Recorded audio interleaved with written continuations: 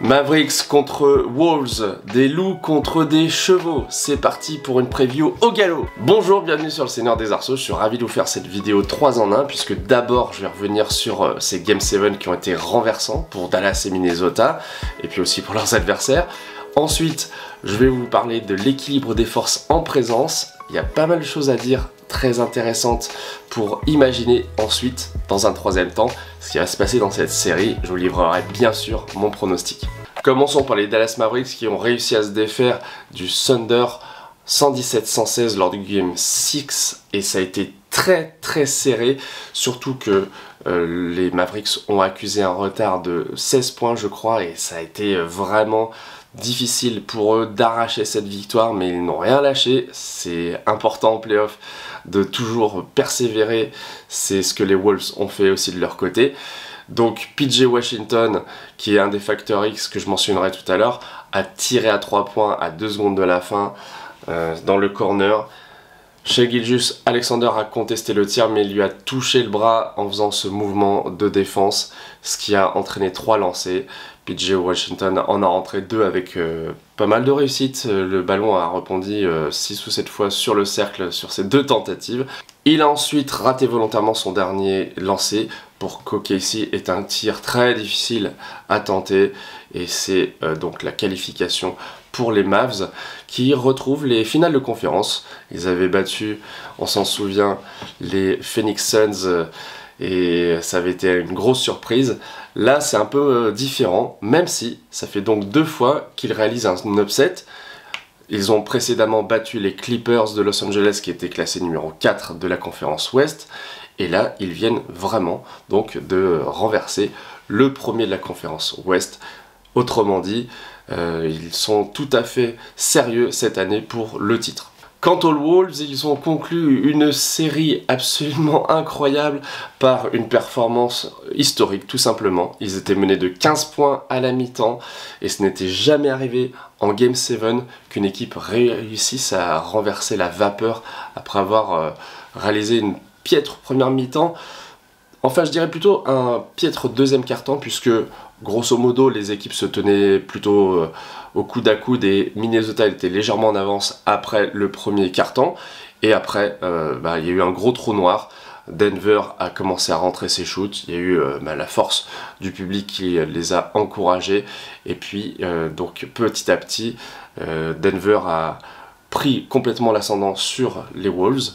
En revanche, au retour des vestiaires, après avoir marqué encore un petit peu, la dynamique s'est inversée, on a eu un score de 38-58 et après les Wolves ont commencé à faire des choses simples, efficaces, ils étaient plus percutants. Rudy Gobert a commencé de marquer un panier, ensuite Anthony Edwards a marqué à 3 points et en pénétration il s'est libéré. Et là on a eu des périodes dans le troisième quart-temps où je crois qu'il y a eu un 19-3 de Minnesota contre Denver qui était en panne sèche. Et puis il y a eu des périodes comme ça jusqu'à la fin du match où Denver n'a trouvé aucune solution alors que au deuxième quart-temps, comme je le disais, ils étaient vraiment dominateurs. On pouvait s'attendre à une énorme performance d'Anthony Edwards et pourtant il a scoré seulement 16 points à 25% de réussite, 6 sur 24 au tir. Donc comment Minnesota s'en est sorti? Tout simplement parce que c'est une équipe qui est très complète et tout le monde ne score pas énormément à chaque match, mais à chaque match il peut y avoir un joueur qui se distingue. Là c'était Jaden McDaniels, impérial en attaque comme en défense, 70% de réussite pour celui qui était bien considéré comme un atout face à KD par Anthony Edwards. Ça s'est confirmé face aux Suns, ça s'est confirmé face aux Nuggets. En face, sur le même poste, on a Michael Porter Jr. qui a réalisé une prestation assez triste, tout comme Aaron Gordon d'ailleurs, c'était assez étonnant. On peut souligner aussi l'énorme travail de Karl Anthony Towns qui a réalisé un magnifique match lui aussi en attaque comme en défense, même si il prend encore certaines fautes évitables et que ça l'a mis un peu dans la panade. Encore que ça a permis à Minnesota de faire rentrer son 6e homme de l'année, Naz Reid. Il a été intenable dans le dernier quart-temps, claquette dunk, tir à 3 points, pénétration, rebond, contre sur Jokic. c'est vraiment grâce à un collectif que Minnesota s'en est sorti. Mike Conley à la baguette, il a le meilleur plus-minus, il est à 14. Mais tous les starters de Minnesota sont à plus 10 ou 14, on va dire, sur ce match. Rudy Gobert, après avoir quand même pas mal souffert au début du match, en ayant peu scoré, je crois qu'il était à 3 points à la mi-temps, s'en sort avec 13 points et 9 rebonds, 2 contres, une passe, une interception, et puis surtout des lancers francs. Il a été ciblé par les défenseurs qui ont fait des fautes pour l'arrêter, parce qu'il a quand même une grande taille. Il a réussi un tir en fadeaway at the buzzer dans le dernier quart-temps qui a, je pense, un peu coupé les pattes à Denver. Donc le genre de tir, quand ça rentre, on sait que l'adversaire est dans un très bon jour. Et Jokic de son côté, Murray, ont scoré plus de 30 points sans pour autant être vraiment aidé par leurs camarades de jeu. Le reste de l'équipe a été vraiment peu performante au scoring. Et on peut saluer la victoire des Wolves qui ont réussi 2 blowouts pour commencer la série à Denver, qui sont retournés à les gagner donc ce Game 7 à Denver. Bref, ils ont été vraiment méritants et surtout ils ont remonté à un déficit de 20 points ce dernier match, c'était incroyable. Bon, maintenant qu'on a vu comment les Wolves et les Mavs se sont qualifiés en finale de conférence, on va examiner les forces en présence. Donc d'abord les Dallas Mavericks.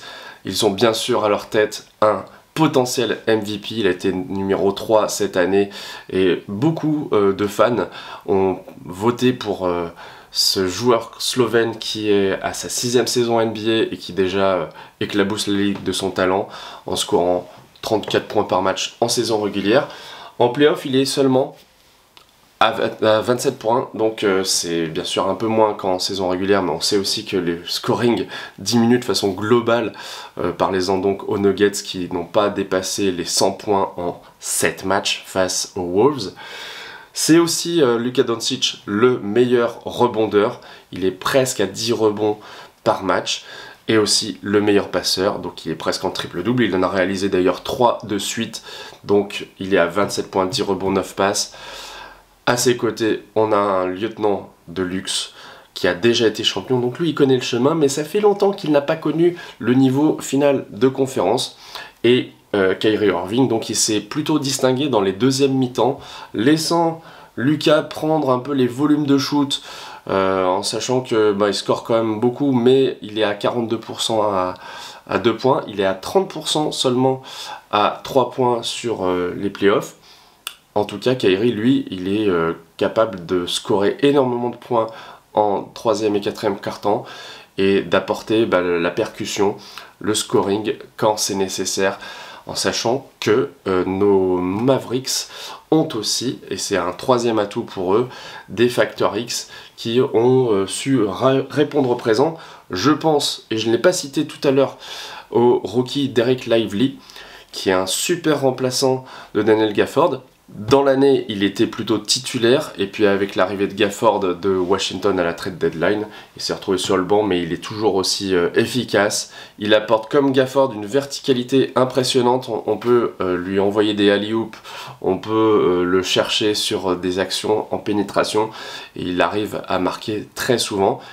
Il est un petit peu faible au lancer franc, mais en tout cas, c'est quand même un super factor X, tout comme PJ Washington, qui a plusieurs fois été décisif pendant ses playoffs, en étant d'ailleurs maintenant un mème, puisqu'il serre ses bras comme ça, en étant assez tranquille, et c'est ce qu'il a fait finalement en enquillant les 2 derniers lancers du match contre OKC, qui ont permis à la fois aux Mavs de gagner le match, mais de remporter la série, de se qualifier. Je citerai également un joueur qui, dès le début en NBA, a été un dunker extraordinaire, mais là qui a été responsabilisé à 3 points, c'est Derrick Jones Jr., qui jouait à Chicago l'année dernière, et là qui a été vraiment, je pense, très bien utilisé, très en confiance. Je pense que grâce à lui, ces tirs à 3 points là qui sont décisifs ont permis aux Mavs de se qualifier parce qu'ils étaient vraiment très loin au score, et c'est le genre de joueur finalement qu'il ne faut pas trop négliger. Autrement dit, ces 3 joueurs jouent un rôle vraiment important en complément de la superstar qu'est Luka et du super lieutenant qu'est Kyrie. Et si je devais citer une qualité pour ces Mavs, ça serait la verticalité. En effet, grâce à Luka qui a une vision incroyable du terrain, qui est capable de faire des passes n'importe où, déjà il y a la longueur et la largeur qui sont couvertes par le jeu des Mavs, mais aussi, et c'est nouveau par rapport à cette équipe des Mavericks qui a été certes performante les années précédentes, mais qui ne pouvait pas autant compter sur ce qu'on appelle des rim runners, des gars qui sont capables de courir, de sauter et d'attraper le ballon très haut pour le rabattre dans l'arceau. Donc avec Derrick Jones Jr., avec Daniel Gafford et Dereck Lively, on sait que Kyrie Irving ou Luka Doncic sont capables d'envoyer des lobes quand la défense les colle trop, parce qu'évidemment il ne faut pas leur laisser 1 cm² de terrain, et ça pourrait être un atout donc pour les Mavs dans cette série. Alors je vais vous parler maintenant des forces des Wolves, puisque eux aussi peuvent compter sur un joueur hors norme, Anthony Edwards, à la fois très fort en attaque et en défense. On l'a vu être une sangsue pour Jamal Murray. Si le joueur des Nuggets n'a pas réussi à scorer autant et à être aussi décisif que face aux Lakers, je pense qu'il faut regarder la première action de cette série où littéralement il a été étouffé par le jeune Ant-Man. En tout cas, même s'il n'est pas encore dans la conversation pour être dans le top 3 MVP sur ces playoffs, je pense qu'il y a très peu de joueurs qui ont eu autant d'impact des deux côtés du terrain. Maintenant, il faut souligner qu'il manque un petit peu de régularité encore en attaque et dans l'adresse.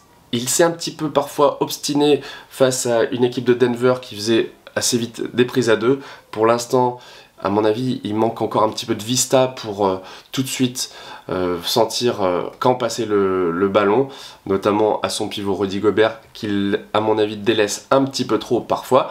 Mais dans l'ensemble, c'est un joueur qui, par son attitude, par son intensité, par, j'ai envie de dire, sa bestialité, peut faire très très mal aux Mavericks, qui, à mon avis, manquent un petit peu de solution pour l'arrêter. Et comme les Mavs, les Wolves ont leur super lieutenant, alors certes qui n'est pas allé en finale NBA, qui n'est pas champion encore, c'est Karl Anthony Towns, puisqu'il a 19 points de moyenne sur ses playoffs. Il a réalisé un super boulot également en défense face à Nikola Jokic, qui a été quand même intenable, mais avec beaucoup d'acharnement en attaque aussi, il a réussi à peser de tout son poids, de tout son talent.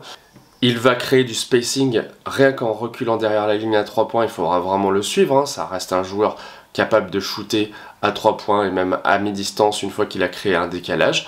Donc, danger, ce lieutenant, il pourrait faire toute la différence pour les Wolves. Et puis les Wolves, il ne manque pas de facteur X. On va commencer bien sûr par Rudy Gobert, le pivot français qui a réalisé des performances parfois un peu timides en attaque et avec un Jokic face à lui qui scorait beaucoup, mais dans les moments décisifs, notamment le 4e quart-temps, comme je vous l'ai expliqué, eh bien, il a été présent, il a su apporter sa défense, sa pose d'écran, ses rebonds offensifs, ses contres, son placement, bref, tout ce qui fait que, à la fin d'un match, une équipe gagne le match. Et puis là, il va se retrouver sur une configuration qui sera sans commune mesure par rapport à celle du tour précédent, face à Jokic qui jouait énormément de minutes. Là, il va devoir faire face à deux joueurs qui ne seront pas dangereux à l'extérieur, qui ne tirent pas à 3 points. Donc, ça va être du bugne-à-bugne dans la raquette face à Lively et Gafford. Ça ressemble un petit peu à ce qu'il a connu au premier tour face à Jusuf Nurkic. Et dans ces situations, je pense que Rudy, il sera le plus efficace possible. Ça lui conviendra bien mieux que face à Denver. En facteur X, les Wolves vont pouvoir aussi compter sur le spacing apporté par Naz Reid. Pourquoi? Parce que d'abord, ils ont Kat qui arrive, lui, bien sûr, à être un stretch fort, c'est-à-dire à tirer à l'extérieur, mais aussi à pénétrer. Et il peut être remplacé par Naz Reid qui va apporter le même rôle. Ça va ouvrir des espaces, notamment pour Anthony Edwards, et les intérieurs que sont Dereck Lively, Daniel Gafford seront obligés de sortir. À la limite, on mettra peut-être un PJ Washington sur lui, mais en termes de rapidité, de handle, il tient tout à fait la route. Donc ça va être un facteur déterminant à mon avis pour les Wolves. Et je pourrais citer également le rôle de Mike Conley qui a 44% sur la saison à 3 points, qui réalise encore un boulot fantastique, toujours discret. Il est capable de voler des ballons, de couvrir du terrain intelligemment en défense, d'être vraiment le vétéran qui chaperonne son groupe, qui dit à Anthony Edwards laisse venir le jeu à toi, travaille off-ball pour pouvoir avoir des ballons. Donc ça fait quand même beaucoup d'atouts pour les Wolves. Et si je devais citer un atout décisif pour les Wolves, ça serait la défense, qui est d'une intensité tellement incroyable que non seulement ils ont été meilleure défense de l'année, mais pendant ces playoffs, ils ont donc tenu Denver et Phoenix à des limites très très basses en termes de scoring, alors que ce sont deux équipes quand même normalement fortes en attaque, avec un jeu notamment pour Denver très léché. Donc on va pouvoir passer au pronostic. Vous l'avez peut-être compris, je penche fortement pour les Wolves pour la qualification en finale NBA. D'abord parce qu'ils vont commencer par 2 matchs à domicile et que la dernière fois qu'ils ont évolué à domicile, c'était dans un match piège où ils perdaient 3-2 et ils ont gagné de 45 points. Ils ont vraiment la détermination, je pense, pour l'emporter, et les atouts physiques, la défense, les solutions aussi qu'ils peuvent présenter en attaque sont à mon avis supérieures à celles des Mavs, qui ont certes réalisé 2 upsets, mais physiquement ont un peu tiré la langue. Je pense à Luka Doncic qui a réalisé quelques très belles performances récemment, mais qui a eu aussi pas mal de pépins physiques, qui de temps en temps aussi continue de se focaliser sur les arbitres. Et je pense que si les Wolves gardent leur intensité, Jaden McDaniels, Anthony Edwards, sur les gardes de Dallas, eh bien la série pourrait être relativement courte. Donc je vais pronostiquer un 4-1 pour les Wolves. Ça sera peut-être 4-2, mais je ne vois pas une série très longue en ce qui concerne cet affrontement. C'est l'année, je pense, des Wolves. On en reviendra après si jamais ils se qualifient et face à qui en finale. Mais en tout cas, moi, à mon avis, Karl Anthony Towns, Naz Reid, le spacing, comme je le disais, plus la force de Gobert, qui est capable d'être résilient, qui ne va pas prendre autant de fautes peut-être que face à Jokic, et qui va donc pouvoir vraiment régner sur la raquette. Je vois vraiment une série qui va se jouer en faveur des Wolves. Bien sûr, il peut y avoir des blessures, mais cette équipe-là me semble avoir les garanties nécessaires pour être championne de l'Ouest. Et vous, qu'est-ce que vous en dites? J'ai hâte de connaître votre pronostic en commentaire. À bientôt sur le Seigneur des Arceaux.